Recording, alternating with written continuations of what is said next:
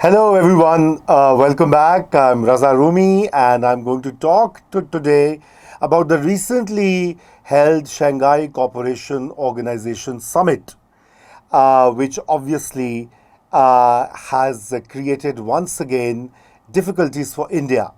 So the SCO, at their latest summit, something interesting happened quietly, but with regional consequences. India refused to sign the joint declaration. Why? Because other member states, including Russia, which is India's ally, China, and Central Asian countries, declined to endorse India's demand to formally condemn Pakistan over terrorism. This wasn't just semantics, it was a rare moment of diplomatic isolation for India at a forum it helped elevate. It's been part of SCO from the very, since it came into being. India came expecting to corner Pakistan and left without even signing the final statement. How incredible is that? Meanwhile, Pakistan stayed at the table, agreed to the consensus, and left with its position intact. In fact, the final declaration even mentioned something on Balochistan, terrorism in Balochistan, which Pakistan claims India sponsors.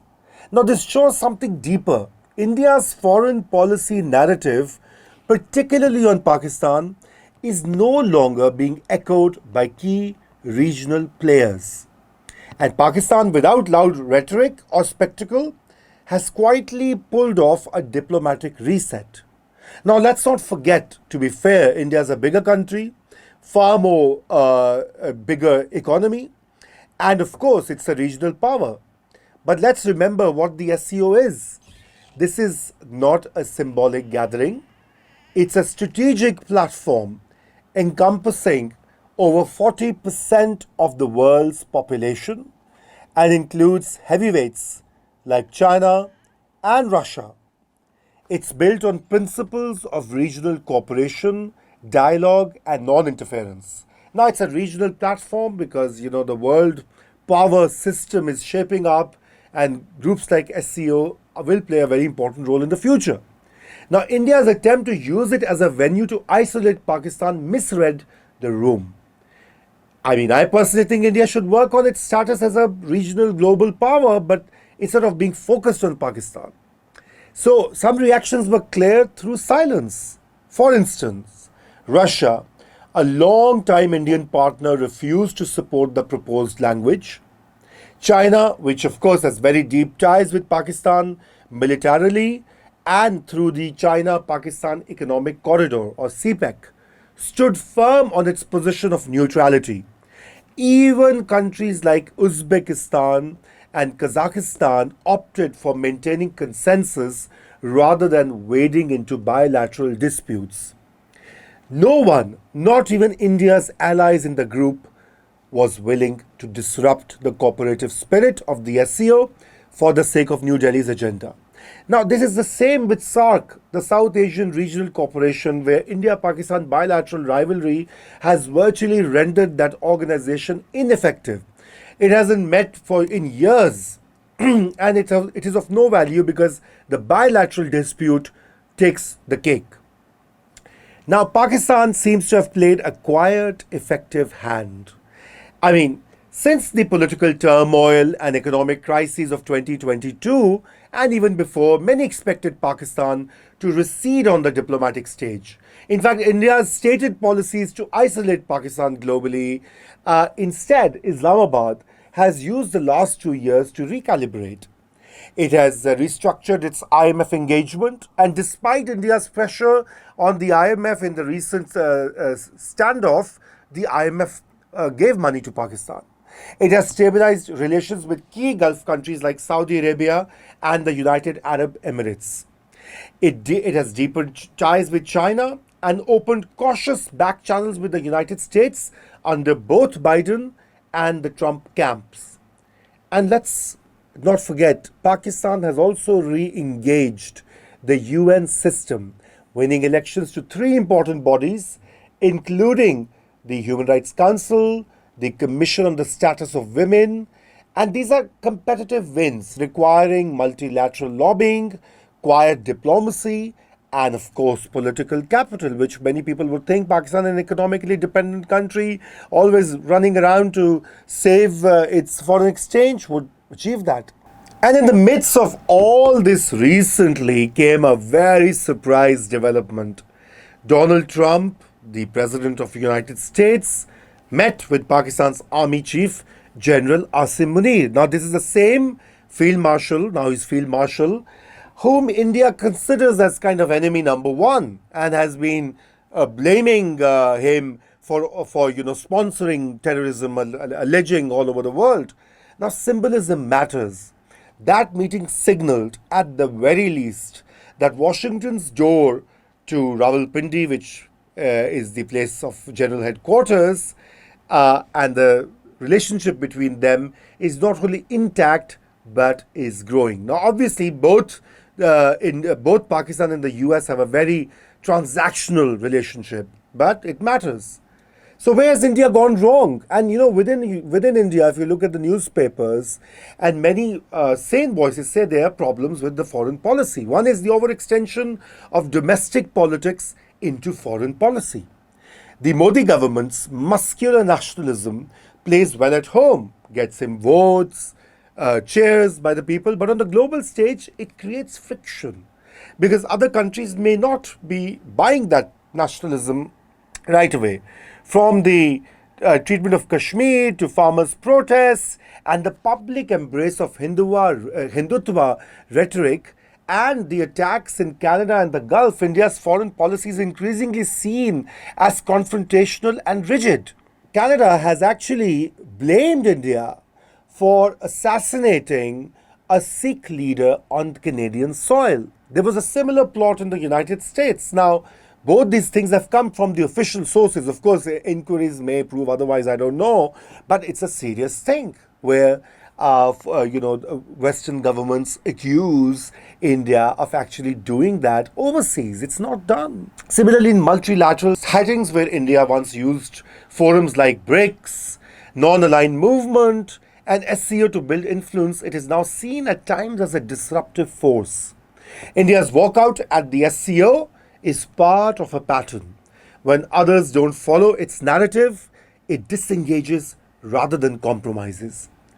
That approach might make headlines domestically, get lots of TRP on television, cheer up a lot of supporters of the ruling party in India, but it doesn't build long-term international alliances.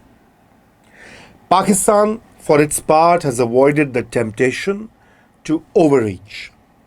And I can say this, earlier there were gung-ho efforts I'm not saying Pakistan hasn't done that in the past, but in recent years, it has tried to stay calm. It hasn't launched a media blitz, for example, even in the post-Pahalgam war-like situation. It hasn't tried to celebrate India's isolation the way Indian media goes bonkers about Pakistan. It has simply remained engaged, positioning itself as a pragmatic, even restrained, and somewhat opportunistic actor. And that restraint is paying off. In forums like the SCO, Pakistan is increasingly seen not as a source of instability, but as a participant in cooperative diplomacy. Both Russia and China want Pakistan to be in their camps, or bigger camp, while Russia and India are very close. And that's a significant shift from a few years ago when Pakistan was often viewed through the single lens of security concerns during War on Terror. The War on Terror ended with the disastrous pullout of American troops from Afghanistan after 20 years or so. And now it's a new phase. India really has to adjust and realign to what is happening globally. So what happens next? First, expect more of this dynamic in upcoming multilateral settings. India will continue pushing its narrative on Pakistan, and fair enough, that's Indian right. Nobody can deny that. But if other nations continue to resist being drawn in, India may face further diplomatic pushback, especially in the forums that prioritize neutrality and cooperation over confrontation. Second, Pakistan now has an opportunity one it must not squander. Diplomatic credibility is fragile. Pakistan must continue to engage constructively, especially as its domestic politics remains rather turbulent. A consistent, non provocative foreign policy will go a long way toward reinforcing the gains of recent months. May I also add, Pakistan needs to clean its backyard. All the previous support it used to give to, extremist organizations in Afghanistan, in India, etc., which has changed in recent years since FATF pressure. So, since the Financial Action Task Force asked Pakistan to fix its house, so Pakistan passed anti-money laundering laws. It put some checks on so-called terror financing. It arrested a lot of extremist leaders. A lot of their places were sealed, etc. Some claim they still operate, and yes, it's not easy to completely clean in a year or 2 years. It's a long-term process, but that is something Pakistan needs to focus on. I mean, Pakistan must not get a pass just because it's getting some diplomatic win, that it should not forget its anti-extremism agenda, because there's no international appetite for that kind of state policies anyway. But anyway, it's a multipolar world where small players like Pakistan can carve out some space through smart diplomacy, along with rising powers like China, or a middle power like Russia, and of course the superpower like the United States. So the SCO summit may not have made the front page news in many parts of the world, but it does reveal a shift in regional dynamics. India, despite its economic rise and global ambition, at the moment is in a bit of a quandary. And its hardline approach to Pakistan is no longer resonating. And Pakistan, despite internal challenges, walks away with a diplomatic win one after the other, whether with its IMF, Asian Development Bank, the United States. Trump has said it 18 times that he brokered an India-Pakistan ceasefire. India has been denying it every time. It's become a joke. Every time he says something, there's a barrage of denials. Now maybe Indian position is correct, but it's not done this way. It really becomes a bit funny. So, and also foreign policy is not about chest thumping. It's about staying at the table when it's hard and shaping outcomes that serve long-term interests. India is a regional giant, no question. But diplomacy, as this moment shows, doesn't always favor the loudest voice. And I think that's something to be reflected upon by India's foreign minister, by a minister for external affairs, that's what they call, by the prime minister. And I would say a lot of people in India who think, who write, who comment, because this policy really isn't working and it's giving win after win to Pakistan. And frankly, even I'm surprised. We've always thought Pakistan's foreign policy had a lot of flaws. Pakistan was not engaging with the world. It was getting isolated, but tables have turned. And SCO is the most recent example of that. With this short video, I beg your leave, and I'll be back with another topic very soon. Thank you for watching. Do subscribe this channel, share this video if you like, and do leave a comment. Thank you.